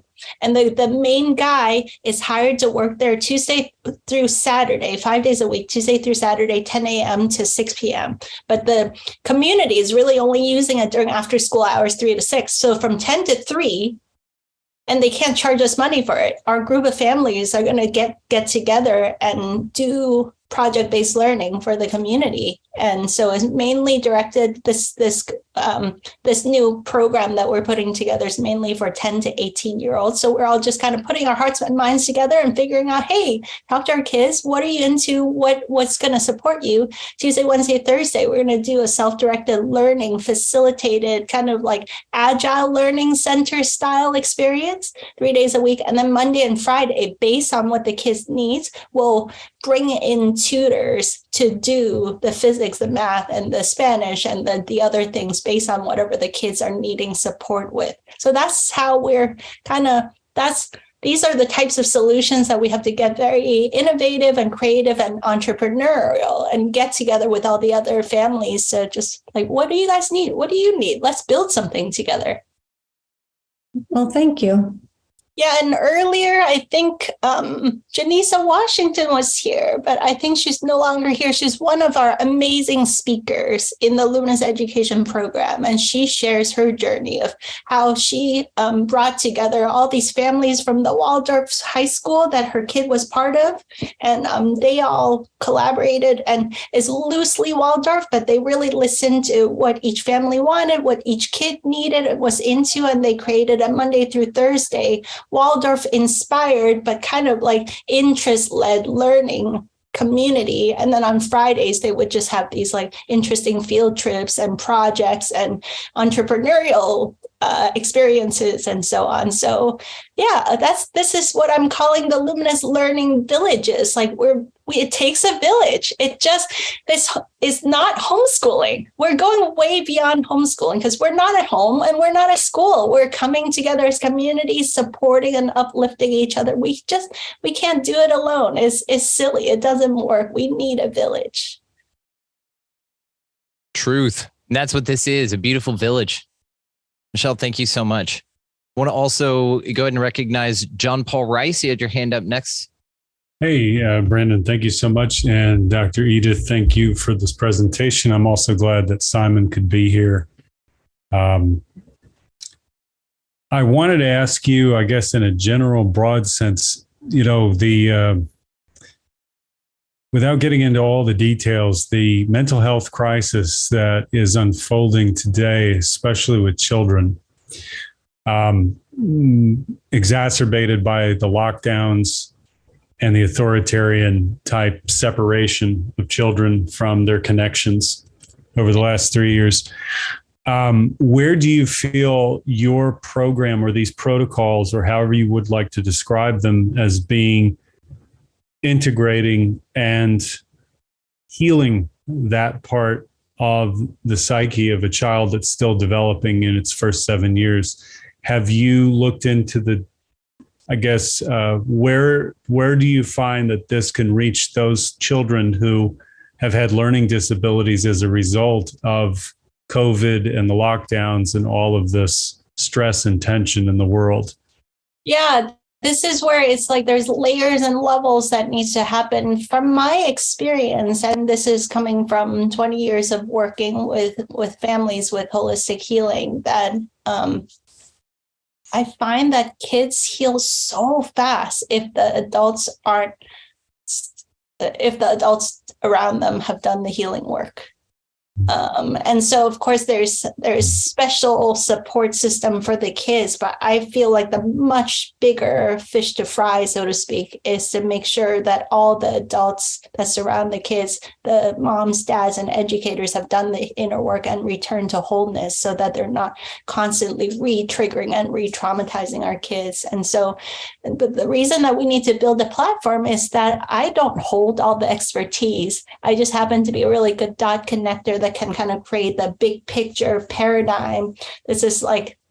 We're operating in this field of consciousness. And then through calls like this, attracting John Paul Rice and Simon, all these awesome people that bring different components into this field of consciousness to kind of weave the tapestry of solutions that is so much needed right now.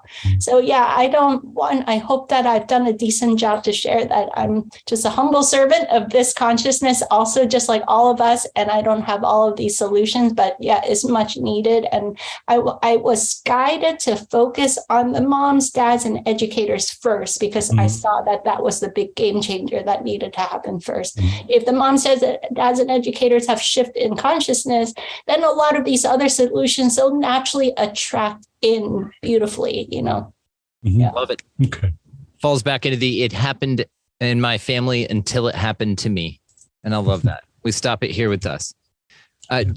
John, also just wanted to thank you for being here and recognize Simon as well. Got his hand back up. Oh, yes.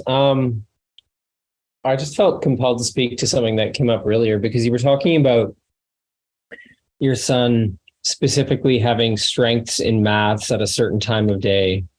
And I just wanted to reflect upon that a little bit deeper and maybe just promote some investigation for people here, because this is something that we've been looking at very deeply. And I think I brought this up with you, Dr. Edith, just in our brief chats over email, but we have been looking at our children through the lens of human design, and human design, it gives you a sense of actually the child's metabolism and the way that they react to different phases of the day. And we found this very interesting discovery because our son, in human design, it's called a determination. So determination is like how you digest. And it's not just how you digest food, it's like how you digest information and like the way your body takes in. And he's a low light determination, or indirect light determination, I should say, which in some ways has to do with this literal sense of indirect light being better for his environment in terms of what he takes in and absorbs. But it also reflects the patterns of his metabolism and his ability to take in information according to the movements of the sun. And so what happens is when the sun begins to set, his indirect light and low light determination opens up, and he is able to take in more as the sun begins to set. And we found very similar experiences where he can absorb more information when there are these low light situations and when that time of day is low light. But we even saw it so specifically with his metabolism because our older son has type 1 diabetes. And so we have to actually arrange his insulin according to his meals quite specifically. Now, the doctors at Sick Kids Hospital, they gave us a specific ratio where they said, your son's ratio is this, where this many carbs equals this much insulin. And so you have to give him this much insulin and he eats this many carbs. But we put our understanding of his cycles within the day through human design over top of that and realized that their sort of rigid way of looking at it wasn't true. And that actually his metabolism is much higher when the sun starts to go down. And so he actually needs less insulin in the evening, and he needs more insulin in the mornings during those first brighter moments of the day. And so we've been able to apply that to his diet. So specifically, literally, in actually changing the way we give him insulin when he eats. But also it's like, if he wants to do like a big study or a video game project or something that requires that he takes in a lot, we try to arrange it so that it's within those moments of the day, so that his ability to take things in. So I'm curious about the ability to sort of inject the human design understanding into all of this, because it has like been so eye-opening for us. And I wonder if you have ambitions to open the program up to some of those understandings, because it's so hyper focused on that individual sense, number one. So it sees the individual in this very, very deep way. But then human design also speaks directly to inner authority, and that different people have a different form of inner authority. Like some people's inner authority occurs spontaneously in the moment. Some people need to wait for emotional waves to rise and fall before they can make clear decisions for themselves. So yeah, I'm just curious, like what I don't know what you might see in terms of opening that up. Right. Thank you so much. This is another piece that is like, there's multiple layers that I was listening to you with, and a big part of it is like the beauty and the love to want to do what is uniquely divinely guided for each child is so beautiful. And there's, of course, no chance when you're in a system for it to really take that kind of time to customize like this. So really, a lot of this is a beautiful example of the gift of us moms and dads taking back the raising of our children from one size fit all factory paradigms. And taking it to a whole other level that maybe people aren't really even aware of yet. I'm actually going to do a similar presentation for this with a group of educators and moms and dads that are creating communities in Australia next week. And they also have invited in a human design expert to also do a talk as part of a series. So I'll do this kind of presentation, and they have a human design expert doing the presentation. And I'm also really drawn to the gene keys and also the Enneagram. There's all these models that I think it's time for us to really take full advantage of all of these gifts that it has been on planet Earth for a while now. It's time to weave this into our parenting and our education paradigm. And yeah, that for sure, building this new platform that I was introducing you guys to, the intention is that there's so many like-minded ones that have gifts and offerings that we can plug into this community. And so, yeah, I need your help to build the platform so that we can bring in all of this awesomeness and level each other up in a beautiful way. Awesome. Thank you. Beautiful. Beautiful. Also want to make sure that we're representing the chat questions here as well. Amanda is curious about how things are basically going to be laid out, sort of in comparison to the 5-day structure. Is it something to where the children hop in 5 days a week for the learning space, or is it more organic and when they feel like it, sort of a thing? So there's multiple of these groups popping up in my area, and they all have different ground rules, and all the parents basically get together, the families get together, and they say, hey, what days of the week works for you? And just practically, some of us just need childcare, but at least we're not pretend like most of public school was just babysitting, and it wasn't even good babysitting, but they were pretending that it was an education. But at least now we can be like, hey, I need some childcare help so I can get some work done.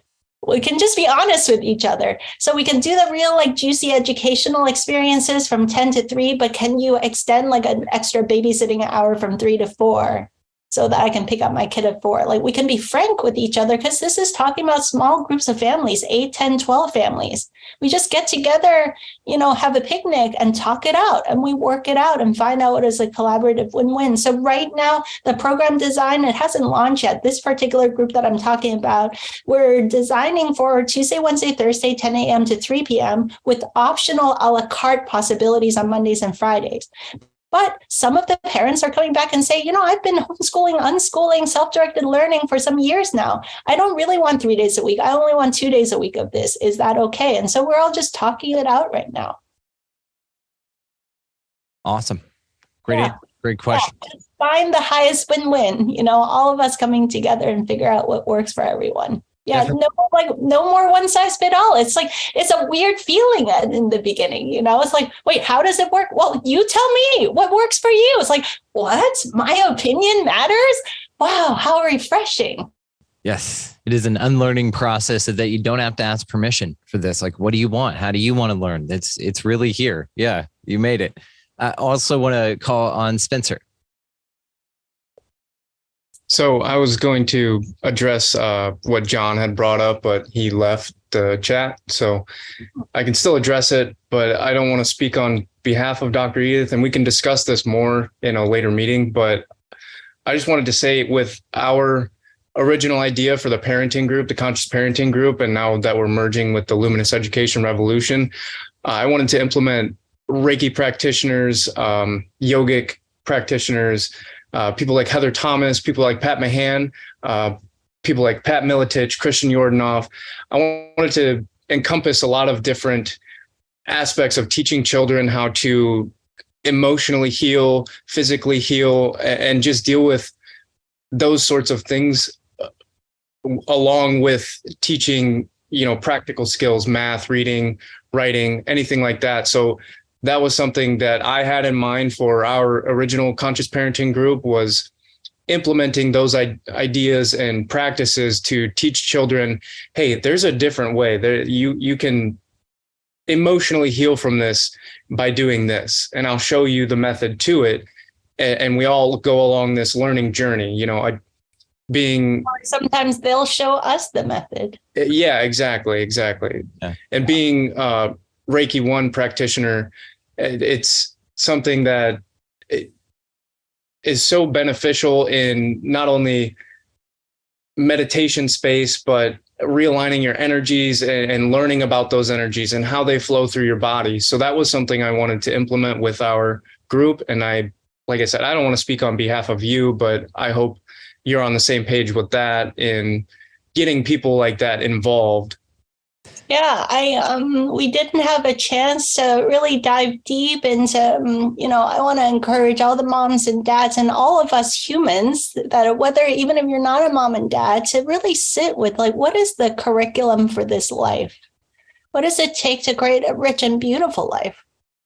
Energy mastery is a huge part of life. It's not anything woo-woo. Is the most practical thing there is. Everything is energy. If you don't have any sensibility towards energy, any like energy hygiene practices, command and mastery of how to bring the quality and quantity of energy into the activities of life, like you're not going to be very effective in life, right? So yeah, math, reading, writing, the new science and civics and all of that, right? But also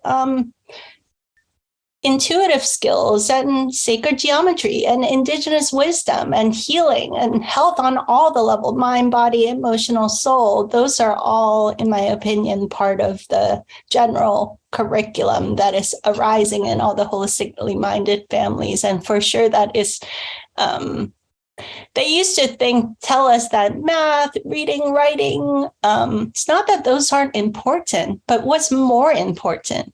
Like if I were to say, like, what's the core curriculum and what's the extracurricular? I would say energy mastery is core. Like body awareness is core, like how to live a healthy life is like do that first. That shouldn't be some extracurricular side thing that maybe you do or maybe you don't do. Like, oh, what is that? Right. But a lot of the stuff that, it's like if I want to go to a Spanish speaking country, it's helpful to learn Spanish, but it's like energy mastery, I would say probably more core than learning a second language, It's a great point. I went to China for a month a long time ago in my 20s on tour with that guitar back there and did not speak the language. Ended up, learning quite a bit of Mandarin before I left, but energetics was the whole way it was spoken. And we got around that entire country. My guide only knew every word to every Bob Marley song, and that was fine. We were cool with that. We got around China the entire time with it, but it was this energy, and I was grateful that was a focus, not the language, right? Excellent point, Spencer. And to that, my personal superpower is I'm a magnet for incredible people. And all of those people have been very excited and ready for this and to have their own curriculums and their own coachings. And so there's a lot of energy behind this. So to what Spencer was talking about there, not only everyone on that list, brother, but oodles more. And emails have already been sent. Dr. Edith has already been connecting with these now educators that we speak of. And so it's all well underway, brother. Thank you. Awesome. Yeah, thank you. So glad to hear it. Like this new platform, let's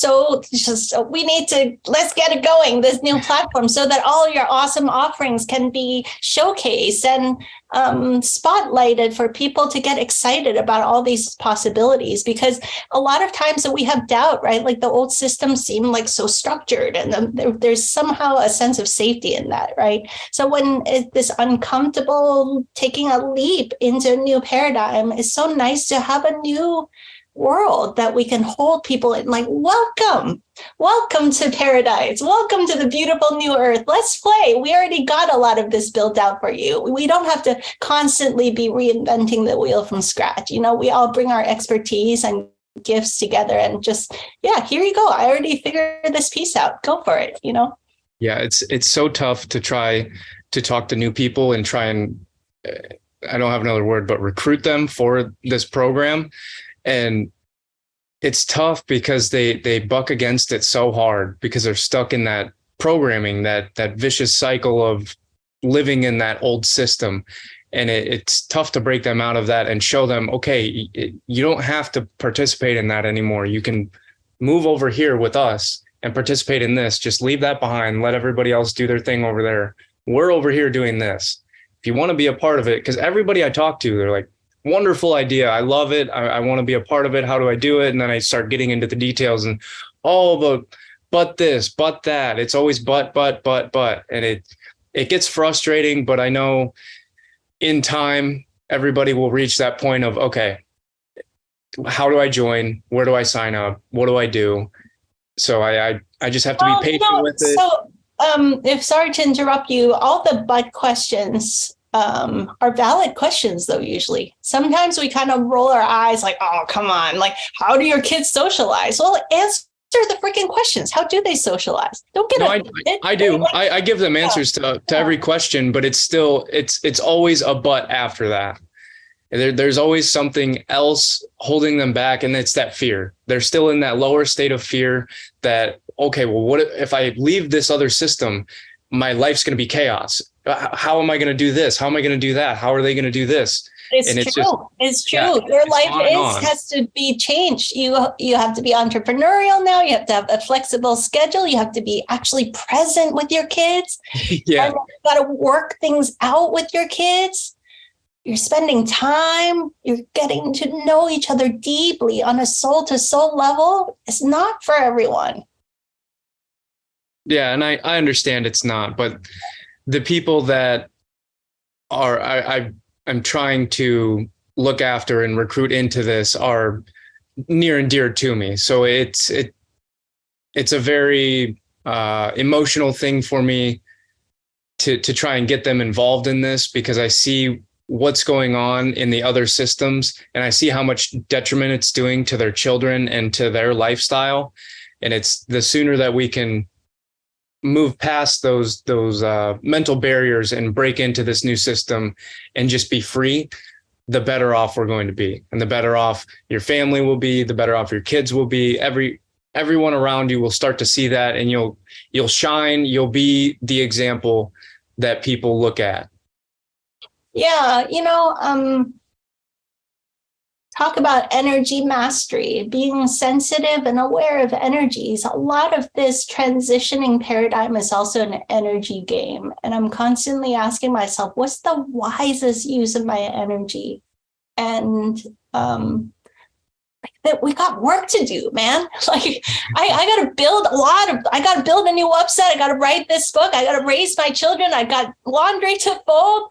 I'm too busy to bother convincing people who aren't ready to hear the message, because there's a lot of work to do. And to Michelle's point, I think it was Michelle Williams with the beautiful teenage children who've been unschooled. And now you bump into the next level. And there's some work to do now to find like-minded families, to build these new paradigm solutions that can hold your friends when they wake up to these possibilities. Hey, we got this self-directed learning village here, and it's so badass, so awesome. You'll look back at the old system and wonder why you waited so long, and we'll all giggle and laughter about it. But right now, because the new system hasn't been solid yet, they have a good point. It's they have some fear about it, and I think those are legitimate concerns, actually. So I have deep respect for those. Yeah, Mommy. Absolutely. So, I'm doing a class. It's actually a perfect time, right? He's absolutely right. How's everybody feeling on calling it on this one? If nobody else had any questions or anything else to add down into the chat, Dr. Doug sent, what about light languages? Yeah, so that's another interesting rabbit hole. And my boy has he writes these scripts, and he talks with these orbs of light at night. And I have some pictures. I didn't put it in the presentation. I didn't know how we wanted to get with this slideshow.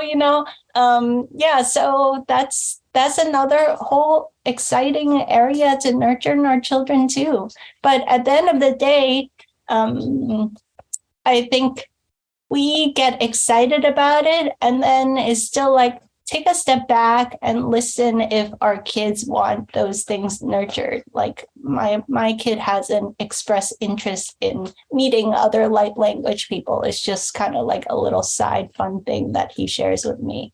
And so I wait for his leadership and guidance on all that kind of stuff.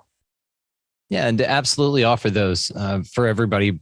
Yeah, absolutely. I mean, why wouldn't we? If anybody's got an interest in something, of course, we'll get together and make that part of an option of experience for everybody. It's just too cool for everyone to get here, because so many things could be benefited from any one particular thing that no one, perhaps there's a blind spot in. And one person brings this to everyone's attention, and it becomes incredibly useful and valuable.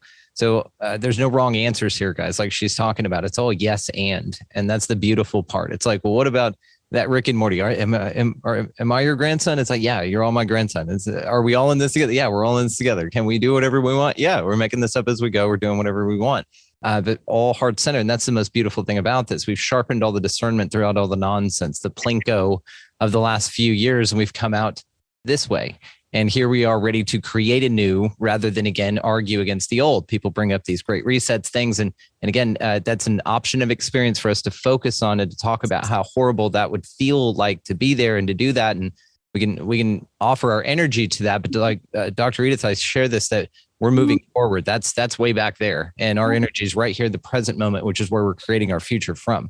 And here we are, guys. This is the opportunity for it. So yeah, outstanding. I mean, absolutely outstanding. Did anybody else have any more questions or anything? I want to make sure that we get everyone's voice in here that wants to be heard. Judy just asked, can we please have Luminous Eldering too? And yes. I think this is a program for all. It's not just for children, right? Yeah, all of it. I'm going to be taking things. What are y'all we don't even have kids. This is the other thing. My wife and I do not have children, but we absolutely can agree with and subscribe to the world in which this is. And so, yes, again, yes. And if you guys are thinking, what about just, what if we, let's do it. It's expanding consciousness. Let's do it. Yeah. All right, you guys. This was so awesome spending this time with you. And some of us who've only exchanged emails to see your shiny faces on the screen. And thank you for your beautiful thoughts and questions and awesome energy. Yeah. Absolutely. And if it feels aligned, of course, please share the link that you came to subscribe to this Zoom link for. We'll be using that and shooting out the new links for the next one of these, which won't be too far off. So let's get some conversations going. Let's get some positive energy behind this. Really sit with this information, right? Really see where it feels. If you have any questions, please reach out. Dr. Edith, to myself, any of that. We're resources and all this. Spencer is a phenomenal resource. Reach out, guys. So thank you again for everyone. And I guess we'll call it on this one, okay? Awesome. Thank you so much for this. This was great. Outstanding. Look at all the faces. Thanks so much. Faces. Thank you all, everybody. Thank you.